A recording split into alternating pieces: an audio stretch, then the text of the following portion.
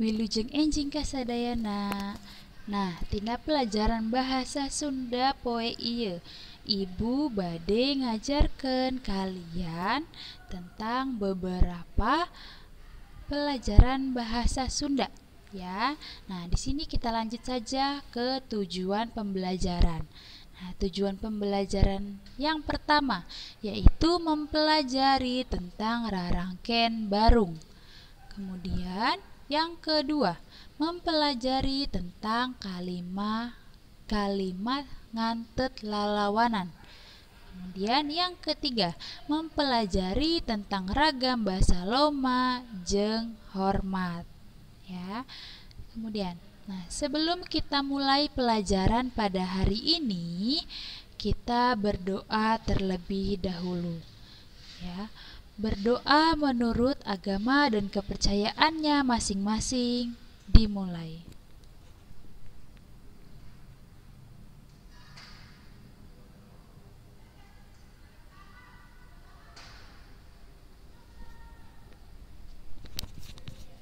Ya, berdoa selesai. Nah, kita lanjut saja ke materi yang selanjutnya ya. Materi yang pertama tentang rarangken barung. Ada yang tahu rarangken di sini itu apa?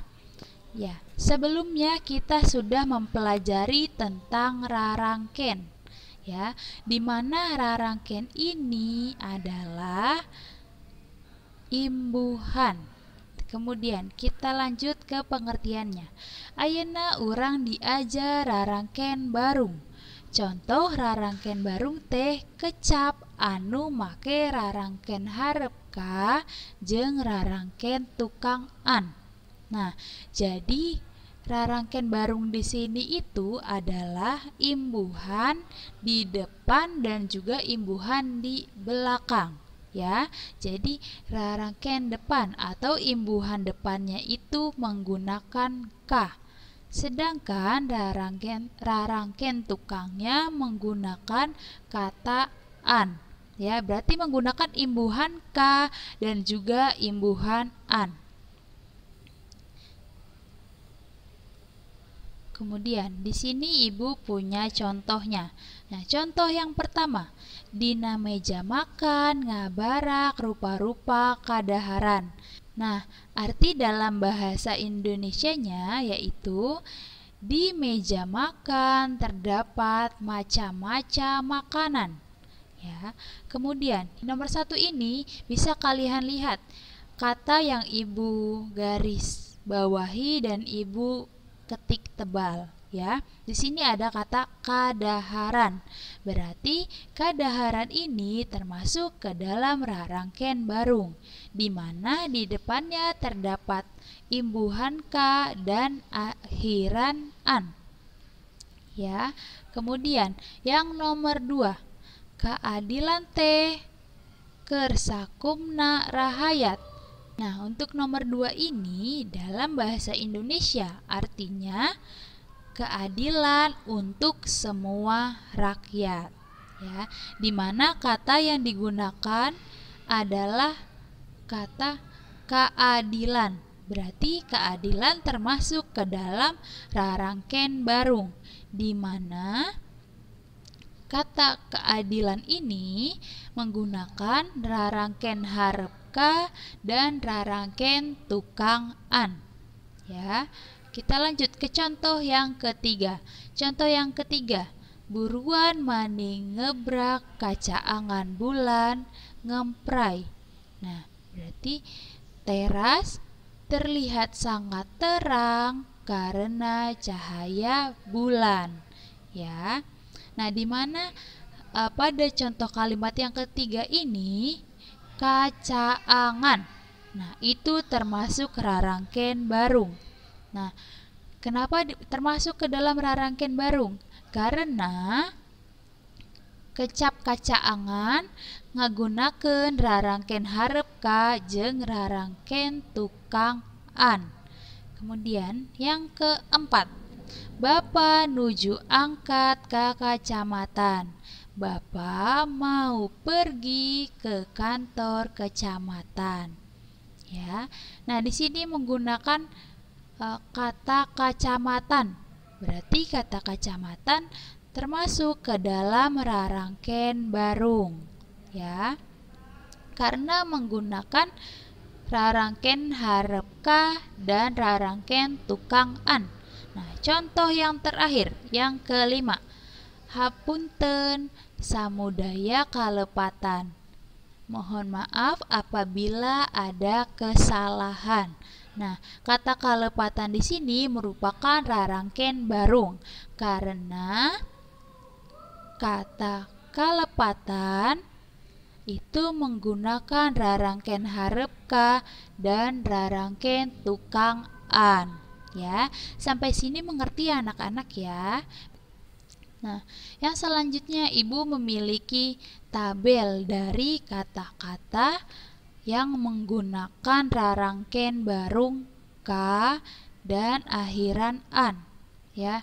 Dimana di sebelah kiri kalian ada rundayan, ya. Rundayan itu adalah kata yang sudah diberikan imbuhan, ya.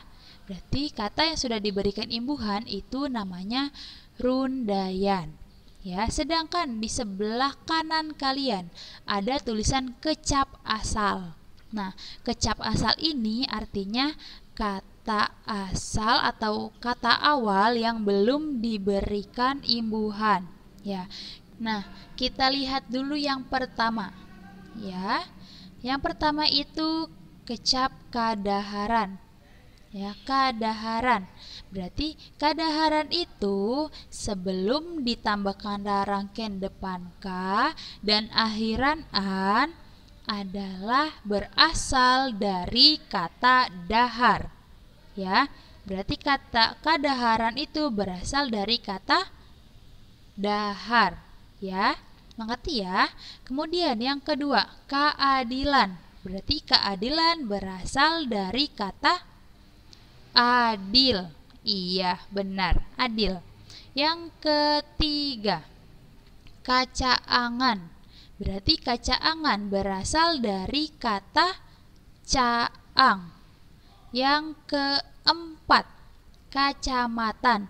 Berarti berasal dari kata camat. Selanjutnya yang terakhir, kalepatan. Nah, kalepatan ini berasal dari kata lepat, ya. Sampai sini paham ya anak-anak ya?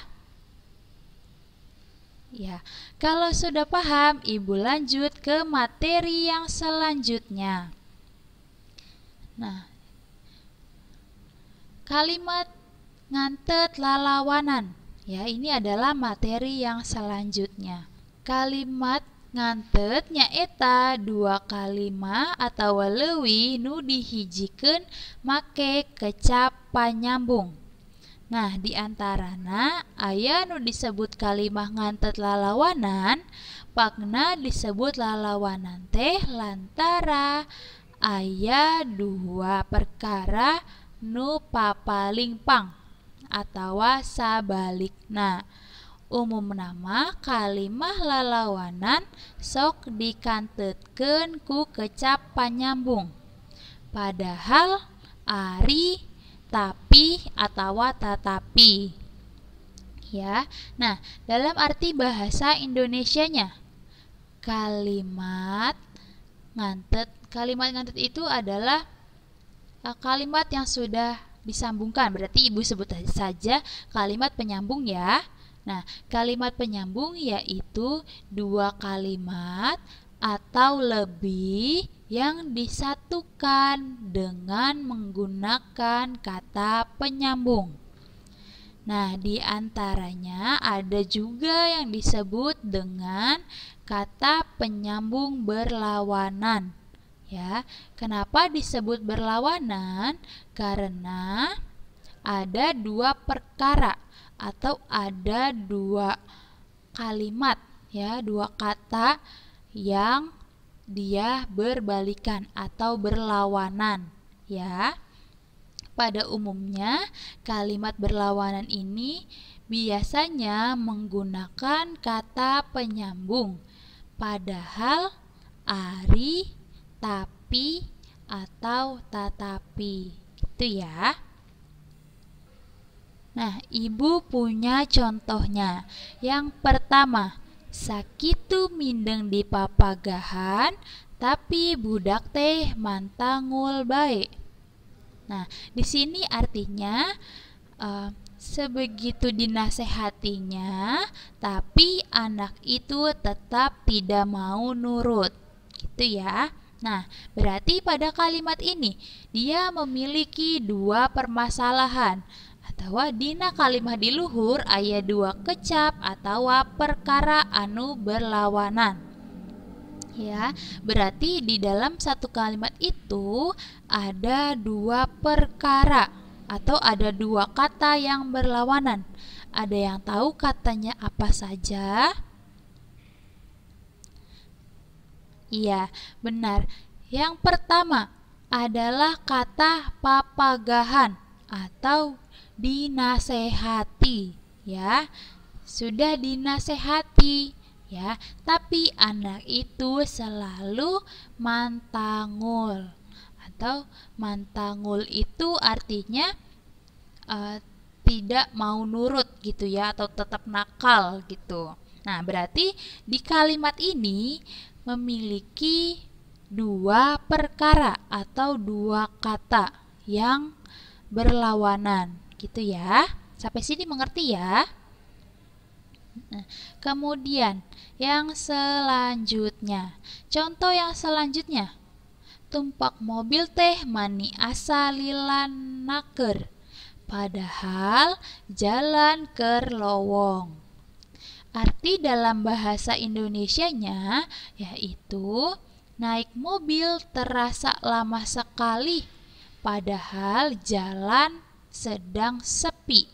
Nah, bersama di kalimat yang kedua ini atau contoh yang kedua, dia memiliki dua kata atau dua perkara yang berlawanan.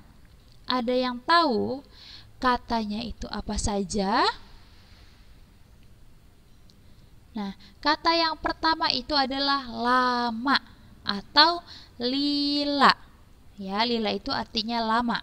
Kemudian lowong. Lowong itu artinya sepi atau kosong gitu ya. Berarti naik mobil terasa lama padahal jalan sedang sepi atau sedang kosong gitu ya.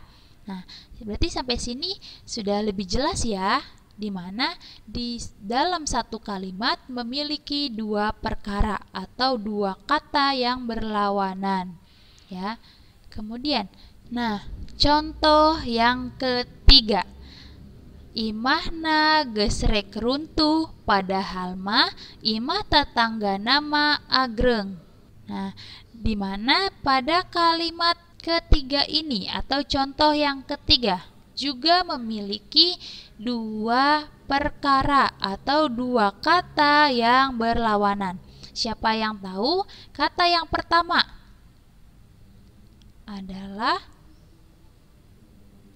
ya, coba ya kita jawab bersama-sama. Kata yang pertama itu adalah imah rek runtuh atau rumahnya mau runtuh. Kemudian yang kedua adalah ima agreng. Nah, padahal rumah tetangganya masih kokoh. Ya, berarti di sini sudah ada dua perkara juga ya di dalam satu kalimat pada contoh yang ketiga. Yang pertama, rumah mau runtuh dan rumahnya masih kokoh ya. Itu merupakan kata yang berlawanan. Kemudian selanjutnya kita lanjut ke dalam materi selanjutnya. Ya. Nah, di sini kita akan mempelajari tentang ragam bahasa loma jeung hormat. Nah, ragam loma nyaeta omongan jeung paripola upama urang nyarita kanu geus loma. Contohna kababaturan. Nah, jadi ragam bahasa loma yaitu omongan atau perilaku kita ketika kita berbicara dengan yang sepantaran. atau contohnya ke teman-teman kita. Ya, jadi bahasa Loma ini digunakan ketika kita bercerita atau mengobrol dengan teman-teman kita, ya. Kemudian ragam hormat nyaeta omongan jeung paripolah upama urang nyarita kanu pihormat. Contohna kakolot guru saluhureun atawa kajalma anu karak wau. Nah, jadi bedanya ragam bahasa Loma dengan ragam bahasa hormat. Nah, ragam bahasa Loma tadi digunakan untuk yang sepantaran, ya, atau dengan teman-teman. Kemudian kalau ragam hormat yaitu ucapan atau perilaku kita ketika kita bercerita dengan orang yang lebih tua daripada kita atau orang yang kita hormati. Nah, contohnya itu berbicara dengan orang tua kita, ya, kemudian berbicara dengan guru atau berbicara ke orang yang lebih tua daripada kita, dan juga bisa berbicara dengan orang yang baru kita kenal. Ya, misalnya kita mau menyapa seseorang nih, tapi kita nggak tahu dia lebih muda daripada kita, atau dia sepantaran kita, atau dia di bawah kita. Nah, kata hormat ini juga, ragam bahasa hormat ini juga bisa digunakan untuk berbicara dengan orang yang baru kita kenal, gitu ya. Nah, yang selanjutnya di sini ada 4 perkara yang harus diperhatikan. Ya, 4 perkara yang harus diperhatikan saat menggunakan ragam hormat atau saat berbicara kepada orang yang kita hormati. Ya, yang pertama, lisan atau ucapan nyaeta kecap jeung kalima anu dikedalkeun upama urang keur nyarita. Nah, jadi yang pertama itu yang harus diperhatikan adalah lisan atau ucapan kita ketika kita menyampaikan cerita atau kita sedang mengobrol dengan orang tua kita. Kita harus perhatikan ucapan kita, apa yang akan kita sampaikan, gitu ya. Kemudian yang kedua, pasemon nyaeta paroman urang waktu keur nyarita atawa sikap nu hade atawa gaya basa. Nah, jadi pasemon ini itu merupakan sikap kita atau gaya bahasa kita. Gaya bahasa kita ketika kita menyampaikan cerita ke orang yang lebih tua daripada kita atau yang kita hormati, gitu. Yang ketiga, rengkuh jeung peta nyaeta sikap awak urang upama keur nyarita. Nah, jadi yang ketiga itu adalah sikap badan kita. Sikap badan kita ketika kita sedang berbicara kepada orang tua, gitu ya. Kemudian yang keempat yaitu lentong.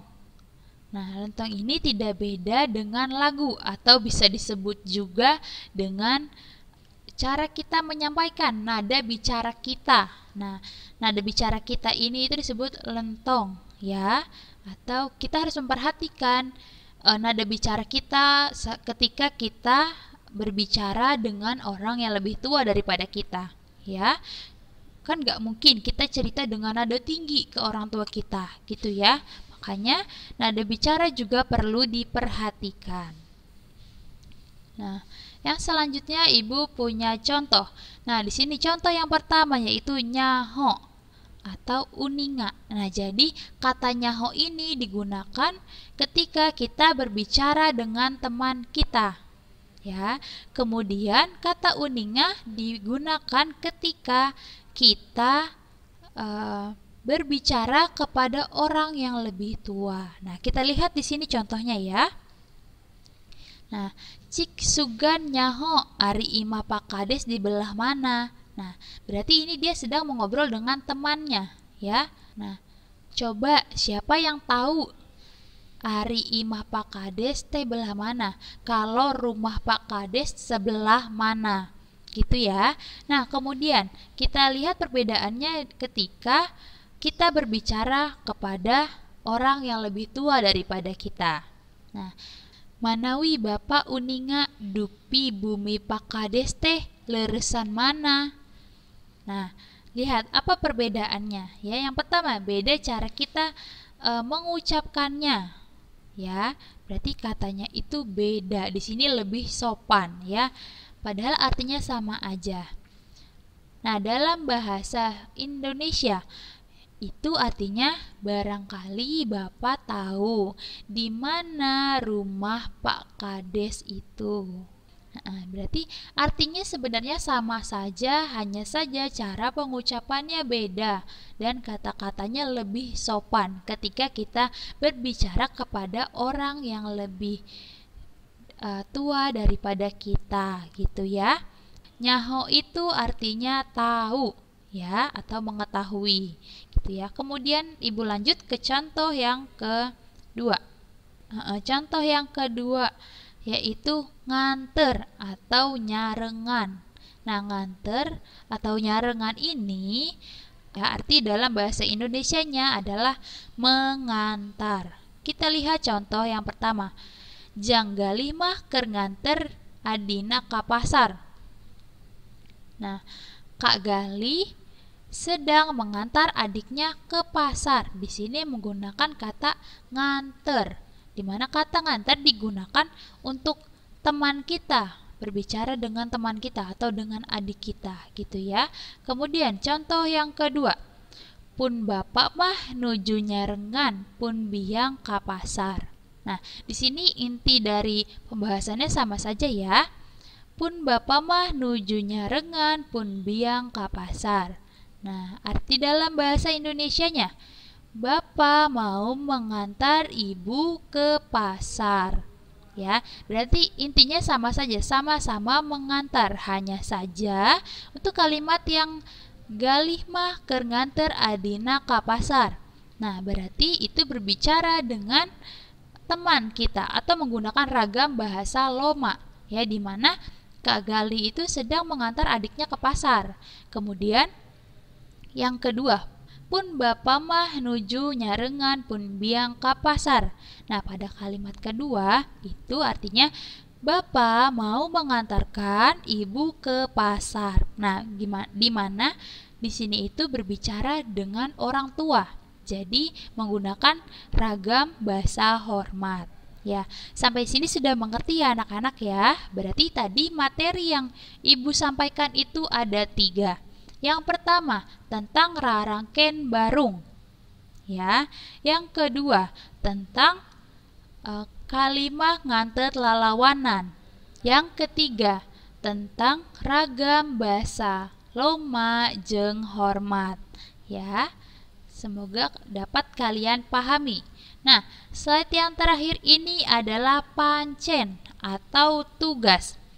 Tugas yang pertama. Nah, di mana tugas yang pertama itu adalah latihan 3 halaman 46. Ya, dibuka semua buku paketnya ya. Ya. Ayo dibuka sekarang. Ya, sudah dibuka? Ya, semuanya sudah membuka. Nah, pada latihan 3 halaman 46, di sini ada 5 soal. Ya, di mana materinya tentang rarangken barung. Atau kalian lihat di buku paket, di sini ada kata-kata yang sudah disiapkan. Jadi kalian tinggal menambahkan imbuhan depan ka dan akhiran an. Ya, sampai sini mengerti ya? Di sini ada 5 soal dan ada 5 kata yang sudah disiapkan. Jadi kalian tinggal menuliskan kata yang sudah diberi imbuhan, kemudian masukkan ke dalam kalimatnya. Ya, kerjakannya di buku PS. Semua tugas bahasa Sunda kerjakan di buku PS. Kemudian tugas yang kedua. Kalian boleh buka halaman selanjutnya. Latihan 4 halaman 48. Ya, sudah dibuka semuanya? Nah, pada latihan 4 halaman 48 ini tentang mencari perkara atau kata yang berlawanan. Sama seperti contoh tadi ya. Nah, di halaman 48 ini atau tugasnya juga sama. Jadi kalian menuliskan kalimatnya. Kemudian kalian cari perkaranya itu apa? Dua perkaranya itu apa? Ya, atau kata-kata apa saja yang berlawanan di dalam kalimat tersebut. Nah, latihan 4 ini ada 5 soal. Ya. Nah, dari 5 soal ini kalian cari mana kata yang berlawanan, ya. Kemudian yang terakhir, tugas yang terakhir adalah latihan 5 halaman 53 sampai 54. Nah, di sini tugasnya ada di yang paling bawah ya. Kemudian sama di halaman 54 yang di atas. Nah, di sini juga sama, ada 5 soal. Di mana di 5 soal ini sudah disiapkan ragam bahasa loma dan ragam bahasa hormat. Jadi kalian hanya tinggal menuliskannya saja, memasukkan ke dalam kalimat. Ya, kalimatnya ditulis juga di buku PS. Jadi kalian boleh langsung menuliskan saja kalimatnya, kemudian jawabannya ragam bahasa loma dan ragam bahasa hormatnya kalian garis bawahi. Ya, berarti tugasnya ada 3. Di latihan 3 halaman 46 tentang rarangken barung. Kemudian latihan 4 halaman 48 tentang mencari perkara atau kata yang berlawanan. Kemudian latihan 5 halaman 53 sampai 54 tentang melengkapi kalimat dengan ragam bahasa loma dan hormat. Ya, berarti ada 15 soal, ya. Latihan 3 ada 5 soal, 4 5 soal, dan latihan 5 juga ada 5 soal. Semua tugasnya dikirimkan ke dalam classroom.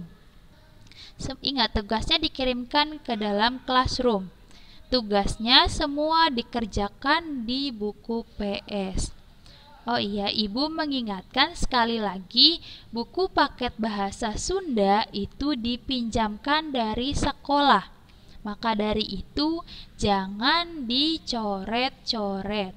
Dan semua tugas bahasa Sunda mengerjakan di buku PS Bahasa Sunda.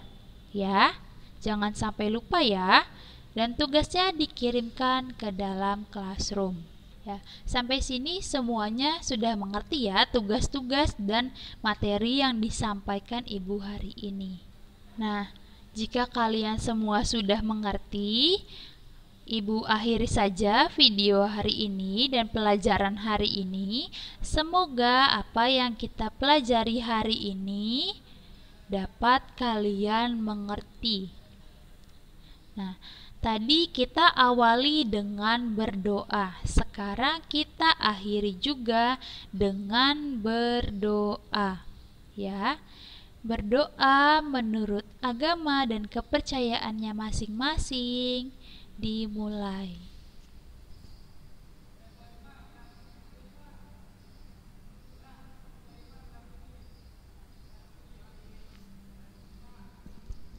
Ya, berdoa selesai. Nah, sekian pelajaran Ibu pada hari ini. Semoga semua pelajarannya dapat kalian mengerti ya. Mohon maaf apabila ada kesalahan kata dalam video ini atau kata-kata yang kurang kalian mengerti. Ibu juga mohon maaf. Sekian pelajaran hari ini. Hatur nuhun. Wilujeng enjing kasadayana. Dah.